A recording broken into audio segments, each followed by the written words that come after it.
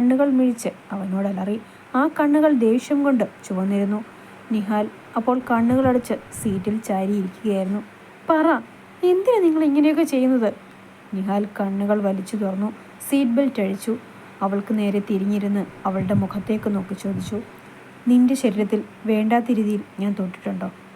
നിഹാൽ ചോദിച്ചു. കിങ്ങിണി അവൻ്റെ ചോദ്യത്തിന് മുന്നിൽ ഒന്ന് ഞെട്ടി. എങ്കിലും അവൾ പതിഞ്ഞ സ്വരത്തിൽ മറുപടി പറഞ്ഞു.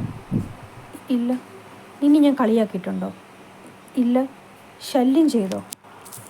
ഇല്ല. പിന്നെ എന്ത് തേങ്ങാക്കൊല കാരണമാണ് രാവിലെ മുതൽ നീ ഇങ്ങനെ വീർപ്പിച്ച് കെട്ടി നടക്കുന്നത്? ഞാൻ ചോദിച്ചാൽ മാത്രം മിണ്ടില്ല, എൻ്റെ മുന്നിൽ മാത്രം വരില്ല.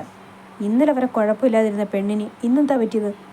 കിങ്ങിണി ഒന്നും മിണ്ടാതെ തലകുനിച്ചിരുന്നു. ദേ, ഇതൊക്കെ കാണുമ്പോഴാണ് എനിക്ക് ദേഷ്യം ഇരച്ചു കയറുന്നത്. നേരെ നോക്കടി, കള്ളത്തരത്തിൻ്റെ ലക്ഷണമാണ് ഈ തലകുനിച്ചുള്ളിരിപ്പ്. നിങ്ങൾ പെൺകുട്ടികൾക്ക് പൊതുവായൊരു സ്വഭാവമുണ്ട്, എന്തെന്നറിയോ? കിങ്ങിണി മെല്ലെ മുഖമുയർത്തി അറിയില്ല എന്ന് ചുമൽ കൂച്ചി കാണിച്ചു. ഒന്നും പുറത്തു പറയാതെ ഉള്ളിലൊതുക്കി പിടിച്ചുകൊണ്ട് നടക്കും. എന്നിട്ട് വെറുതെ അതും ഇതും മനസ്സിലിട്ട് കാട് കയറിപ്പോവും. നിങ്ങൾക്കൊരു വിചാരമുണ്ട്, നിങ്ങൾ വിചാരിക്കുന്നത് മാത്രമാണ് ശരിയെന്ന്. അമ്മയായാലും പെങ്ങളായാലും കാമുകിയായാലും ഭാര്യയായാലും ശരി, എന്തെങ്കിലും ഇഷ്ടക്കേടുണ്ടോ അല്ലെങ്കിൽ എന്തെങ്കിലും പ്രശ്നമുണ്ടോ അത് തുറന്നു പറയില്ല. ചുമ്മാ നിന്നെപ്പോലെ വായി വെച്ചുകൊണ്ടിരിക്കും. എന്നിട്ട് എന്തെങ്കിലും ആപത്ത് വന്നു കഴിയുമ്പോൾ കൈയും കാലും ഇട്ട് അടിക്കും. മര്യാദയ്ക്ക് വാ തുറന്നു പറ, എന്താ നിൻ്റെ പ്രശ്നം? നീ പറഞ്ഞാൽ മാത്രമേ എനിക്കത് മനസ്സിലാകൂ, അല്ലാതെ കവടി നിരത്തി കണ്ടുപിടിക്കണമെന്നും എനിക്കറിയില്ല. നിഹാൽ പറഞ്ഞു നിർത്തി. കിങ്ങിണി അപ്പോഴും തലകുനിച്ചിരിക്കുകയായിരുന്നു.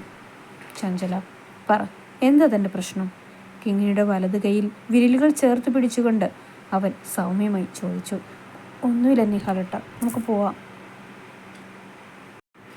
കോപ്പം നിന്നോടൊക്കെ ചോദിക്കാൻ വന്നാ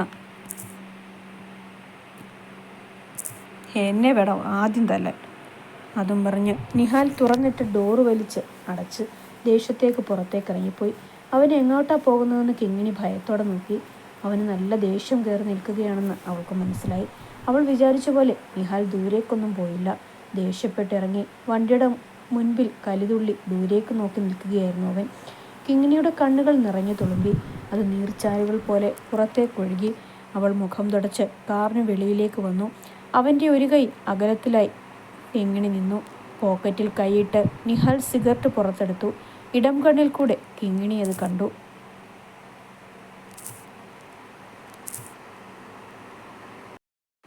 നിഹാലേട്ടാ. വേണ്ട കിങ്ങിണി, നീ ഇനി ഒന്നും മിണ്ടണ്ട. നിനക്ക് പറയാനുള്ള അവസരം ഞാൻ തന്നതാ. അന്നേരം നീ ഒന്നും പറഞ്ഞില്ലല്ലോ. ഇനി നിനക്ക് വോയിസ് ഇല്ല. ദേഷ്യത്തോടെ വീണ്ടും നിഹാൽ അവളോടത് പറഞ്ഞതും കിങ്ങിണി തടഞ്ഞു നിർത്തിയ അവളുടെ മിഴി നിരിനെ അഴിച്ചുവിട്ടു. നിഹാൽ അവളുടെ മുഖത്തേക്ക് നോക്കാതെ നിന്നു. ചുണ്ടിൽ വെച്ച സിഗരറ്റ് അവനെടുത്ത് വലിച്ചെറിഞ്ഞു. ഒരു ദീർഘനിശ്വാസം വലിച്ചെടുത്ത് അവൻ കിങ്ങിണിയോട് വീണ്ടും ചോദിച്ചു. എന്താ നിൻ്റെ പ്രശ്നം? ഇനിയെങ്കിലും പറയൂ, നിഹാൽ ചോദിച്ചു. നിങ്ങളാണ് ഇപ്പോൾ എൻ്റെ പ്രശ്നം. എന്തിനാ നിങ്ങൾ എൻ്റെ ജീവിതത്തിലേക്ക് വന്നത്? എന്തിനാ നിന്നെ രക്ഷിച്ചത്? ഇവിടെ വെച്ച് എന്നോട് കൂട്ടുകൂടാൻ വന്നത്? എല്ലാം നിങ്ങൾ ഒരാൾ കാരണമാണ്. തികട്ടി വന്ന 1000 ചിന്തകളും ഉള്ളിലെ ദേഷ്യവും സങ്കടവും വിരഹവും എല്ലാം കൂടെ അനുനിമിഷം അവളിൽ നിന്ന് പ്രവഹിച്ചു. കിങ്ങിണി എന്താ പറയുന്നതെന്ന് വ്യക്തമാകാതെ നിഹാൽ തറഞ്ഞു നിന്നുപോയി. ഞാൻ എന്ത് ചെയ്തെന്ന് നമ്മളെ നീ പറയുന്നേ? കിങ്ങിണിയുടെ നാവിൽ നിന്ന് കേട്ടതും അവളുടെ കണ്ണിൽ നിന്ന് അണപൊട്ടിയൊഴുകുന്ന കണ്ണീരും കണ്ട് നിഹാൽ ഒരു നിമിഷം ചുറ്റും നടക്കുന്നത് എന്താണെന്ന് അറിയുക പോലും ചെയ്യാതെ നിന്നു. നമുക്ക് പോകാൻ നിഹാലേട്ടാ, പ്ലീസ്. കിങ്ങിണി അവന് നേരെ കൈകൂപ്പി. പറ്റില്ല. എനിക്കറിയണം ഞാൻ എന്ത് അപരാധമാണ് നിന്നോട് ചെയ്തതെന്ന്. അറിഞ്ഞുകൊണ്ട് ഞാൻ ഇന്ന് വരെ ഒരു പെൺകുട്ടിയെയും വിഷമിപ്പിച്ചിട്ടില്ല. പക്ഷേ ഇന്ന് നീ എൻ്റെ മുന്നിൽ നീ കരയുന്നത് ഞാൻ കാരണമാണെന്ന് പറയുന്നു. അതിൻ്റെ കാരണം ഞാനാണെങ്കിൽ അതറിയാനുള്ള അവകാശവും എനിക്കുണ്ട്. എനിക്കറിയണം, എന്താ അത്? കിങ്ങിണിയുടെ ഇരു കൈമുട്ടിലും പിടിച്ചു കുലുക്കിക്കൊണ്ട് നിഹാൽ ഒരു ഭ്രാന്തനെ പോലെ ചോദിച്ചു.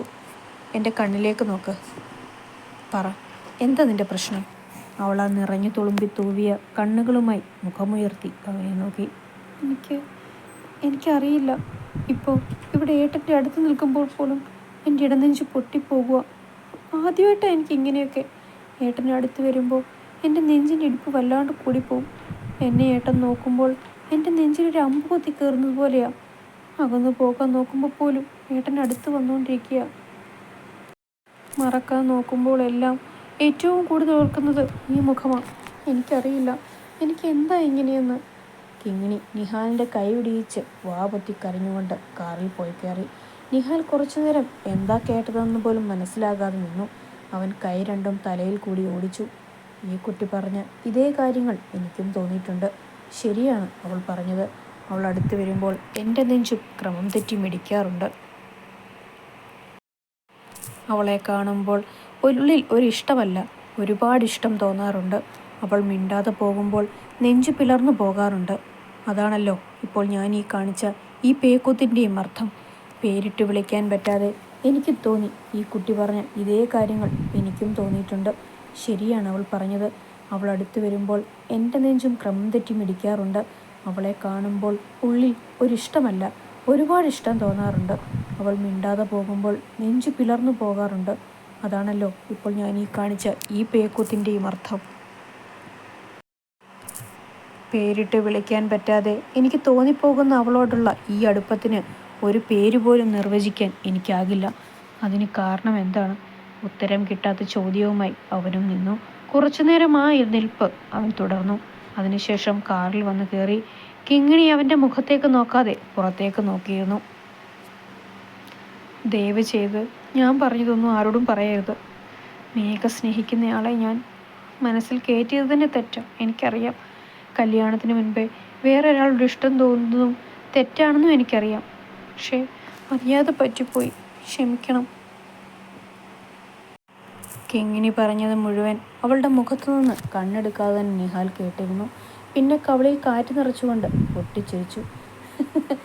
അയ്യോ എൻ്റെ അമ്മേ, എനിക്ക് വയ്യ ചിരിക്കാൻ. നിഹാൽ വയറുപൊത്തി ചിരിക്കാൻ തുടങ്ങി. കിങ്ങിണി നിഹാൽ എന്തിനാ ചിരിക്കുന്നതെന്നറിയാതെ അവനെ തന്നെ നോക്കി നിന്ന് ഞെട്ടിച്ചൊളിച്ചിരുന്നു. ചിരിക്കണ്ട, മറ്റുള്ളവരുടെ മനസ്സ് മനസ്സിലാക്കണമെങ്കിൽ ആദ്യം സ്നേഹിക്കാൻ പഠിക്കണം. അവൻ്റെ ആസ്ഥാനത്തുള്ള ചിരി കണ്ട് കിങ്ങിണിക്ക് ദേഷ്യം വന്നു. അവൾ ഡോറ് തുറന്ന് പുറത്തേക്ക് പോയി. ഏയ് ചഞ്ചല, നിക്ക് പെണ്ണേ. നിഹാൽ അവളുടെ കയ്യിൽ പിടിച്ചു നിർത്തി. എന്താ? എന്തൊരു കോമ്പാടോ. പിന്നെ ഞാൻ ഇത്ര സീരിയസ് ആയൊരു കാര്യം പറഞ്ഞിട്ട് എന്നെ ഒരുമാതിരി കളിയാക്കി ചിരിച്ചാൽ എനിക്ക് ദേഷ്യം വരില്ലേ? എവിടം കൊണ്ടാണോ ചേച്ചിക്ക് ദേഷ്യം വന്നത്? കിങ്ങിണിക്ക് ദേഷ്യം ഇരച്ചു കയറി. അവൾ കൈ രണ്ടും കെട്ടി അവനെ നോക്കാതെ ദൂരേക്ക് നോക്കി നിന്നു. എടോ, ഞാൻ ഇയാളെ കളിയാക്കിയതല്ല, തൻ്റെ വർത്താനം കേട്ട് ചിരിച്ചു പോയതാ. സ്നേഹിക്കുന്നത് തെറ്റാണ്, മേഘ സ്നേഹിച്ചയാളെ സ്നേഹിക്കുന്നത് തെറ്റാണ് എന്നൊക്കെ പറഞ്ഞാൽ ആരാ ചിരിക്കാത്തെ? ഇത്രയ്ക്ക് പാവമായിരുന്നു കേട്ടോ. നേരത്തെ ഇയാൾ പറഞ്ഞിട്ട് പോയതൊന്നും എനിക്ക് മനസ്സിലായില്ല. പക്ഷേ ഇപ്പോഴാണ് കാര്യം മനസ്സിലായത്. എന്ത്? കിങ്ങിണി അല്പം ഗൗരവത്തോട് ചോദിച്ചു. നിഹാൽ രണ്ട് കൈയും കെട്ടി അവളുടെ മുഖത്തേക്ക് നോക്കി നിന്നു. പറയട്ടെ? പറഞ്ഞ പിണങ്ങൂ? ഇല്ല, എങ്കിൽ പറയാം. കിങ്ങിണി അവൻ പറയാൻ പോകുന്നത് എന്താണെന്നറിയാൻ കാതോർത്ത് നിന്നു. ഈ നിൽക്കുന്ന തൊട്ടാവടി പെണ്ണിന് എന്നെ ഇഷ്ടമാണെന്ന്. കിങ്ങിണിയുടെ ഉള്ളിൽ ഒരു ഞെട്ടലുണ്ടായി. അത് അവളുടെ മുഖത്തും ഉണ്ടായിരുന്നു. സത്യം പറഞ്ഞാൽ എനിക്ക് ഇപ്പോഴാണ് ക്ലിയർ ആയത് കാര്യങ്ങൾ. ഇന്നലെ രാത്രി നമ്മൾ മേഘയുടെ കാര്യം സംസാരിച്ചു, എൻ്റെ കല്യാണക്കാര്യവും സംസാരിച്ചു. ഇയാൾ ഉറക്കം വരുന്നുവെന്ന് പറഞ്ഞു പോയി കിടന്നു.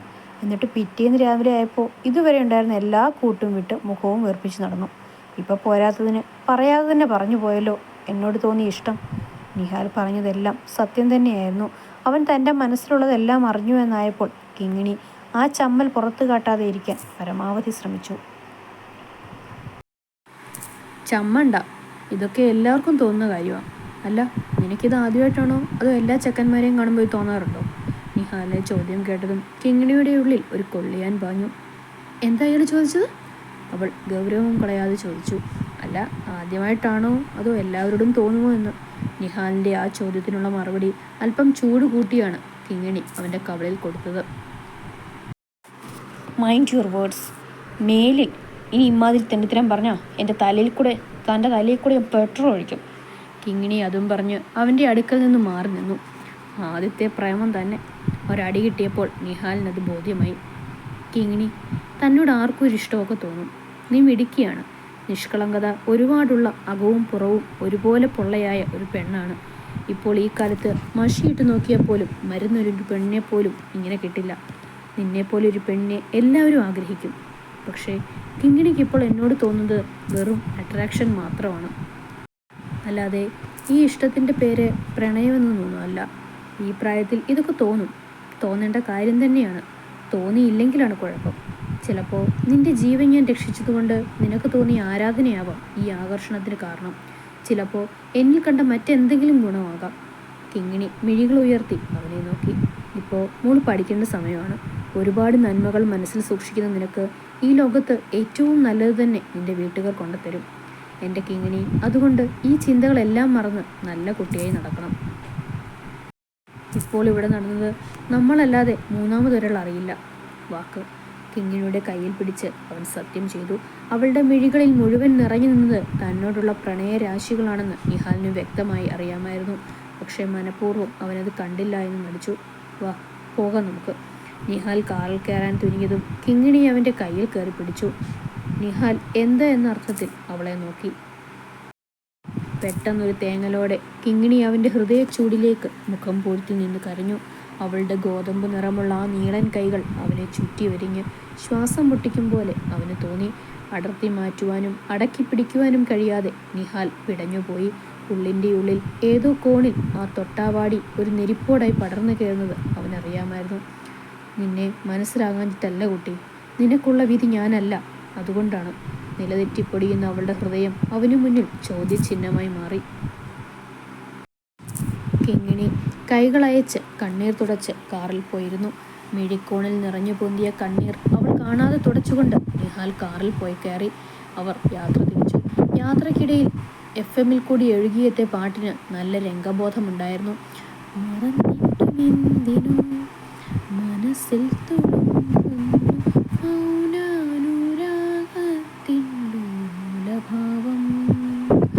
പറയാത്ത മൂകപ്രണയവുമായി നിഹാലും പറഞ്ഞിട്ടും മനസ്സിലാകാത്ത നഷ്ടപ്രണയവുമായി ചഞ്ചലയും യാത്രയായി.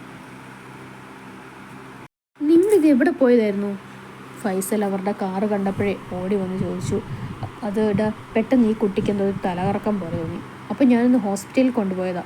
നിഹാൽ പറഞ്ഞ ഉത്തരത്തെ പുച്ഛത്തോടെയാണ് കിങ്ങിണി വരവേറ്റത്. മോളെ ഇപ്പം എങ്ങനെയുണ്ട്? ഡോക്ടർ എന്ത് പറഞ്ഞു? കുഴപ്പമൊന്നുമില്ല താത്ത, റെസ്റ്റ് എടുത്താൽ മതിയെന്ന് പറഞ്ഞു. ചിലപ്പോൾ ഫുഡ് ശരിയാകിഞ്ഞിട്ടൊക്കെ ആവും. പോട്ടെ കേട്ടോ, ഈ തിരക്കെല്ലാം തരട്ടെ. മോള് വാ. ഫൈസൽ അവളുടെ കയ്യിൽ പിടിച്ച് അകത്തേക്ക് കൂട്ടിക്കൊണ്ടുപോയി. കിങ്ങിണി കത്തുന്ന നോട്ടത്തോടെ നിഹാലിനെ നോക്കി അകത്തേക്ക് പോയി. പെട്ടെന്നാണ് നിഹാലിൻ്റെ ഫോൺ റിങ് ചെയ്തത്. ഹലോ അച്ഛാ. ആ, ഇന്നലെ അമ്മ വിളിച്ചു. ഒരു കല്യാണക്കാര്യം പറഞ്ഞില്ലേ, അത് ഞങ്ങളങ്ങ് ഉറപ്പിച്ചു. നല്ല ബന്ധമാണ്. പെൺകുട്ടി അമേരിക്കയിൽ ഡോക്ടറാണ്. നല്ല കുടുംബം, നല്ല ആൾക്കാർ. നീ എന്താ വണ്ടോ? എന്തു ചോദിച്ചാലും വണ്ട് മൂളും പോലെ അച്ഛനും ബാക്കി എല്ലാവരും കൂടി അങ്ങ് തീരുമാനിച്ചോ, ഞാൻ വന്ന് കെട്ടിക്കോളാം. എടാ അത് ഞാൻ കുറച്ച് തിരക്കിലാണ്, പിന്നെ വിളിക്കാം.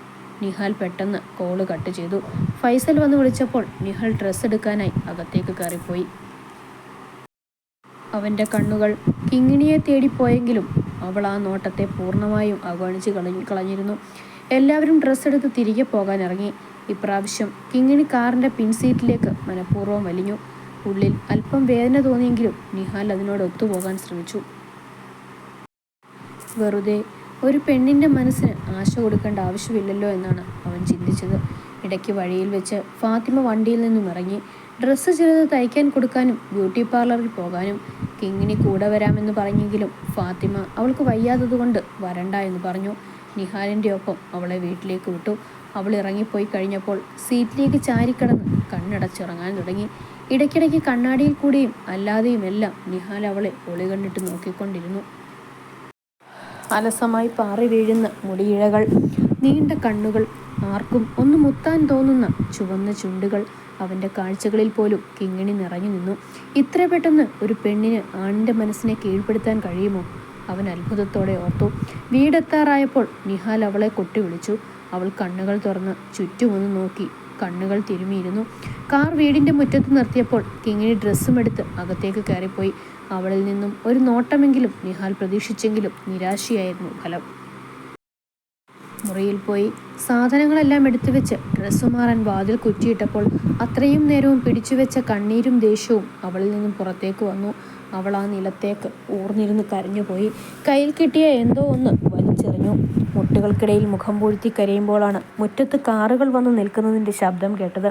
കിങ്ങിണി വേഗം തന്നെ ഡ്രസ്സ് മാറിയൊന്ന് ഫ്രഷായി പുറത്തേക്ക് വന്നിറങ്ങി. അമ്മായിമാരെയും ഇത്താത്തമാരെയും എല്ലാം വീട്ടിലാക്കി ഫൈസൽ ഫാത്തിമയുടെ അടുത്തേക്കും മറ്റു ചില ആവശ്യങ്ങൾക്കുമായി പുറത്തേക്ക് പോയി. കുറച്ചു നേരം എല്ലാവരോടും ഇരുന്ന് വർത്താനം പറഞ്ഞു കഴിഞ്ഞ് അവൾ പുറത്തേക്കിറങ്ങി. വെറുതെ പറമ്പിൽ കൂടി അലഞ്ഞു തിരിഞ്ഞു നടന്നു. പറമ്പിലെ ഒരു കരിങ്ങിൽ പോയി എന്തൊക്കെയോ ആലോചിച്ചിരുന്നു. വീട്ടിലെ പറമ്പിലിരുന്ന് മുകളിലെ മട്ടുപ്പാവിലേക്ക് നോക്കിയപ്പോൾ നിഹാലിനെ അവൾ കണ്ടു. ആരെയോ ഫോൺ വിളിക്കുകയാണ്. ഇയാൾ ഇതിനു മാത്രം ഇതാരെയാണ് വിളിക്കുന്നത്? നല്ല സെറ്റപ്പും കാണും. അതാകും എന്നെ ഇഷ്ടമല്ലെന്ന് പറഞ്ഞത്. അല്ലെങ്കിലും പുറത്തെല്ലാം പഠിച്ച ചെക്കന്മാർക്ക് ഇഷ്ടം പോലെ പെണ്ണുങ്ങളുമായിട്ട് കമ്പനി ഉണ്ടാവും. കിങ്ങിണി ഓരോന്നൊക്കെ സ്വയം മനസ്സിൽ ചിന്തിച്ചു കൂട്ടി.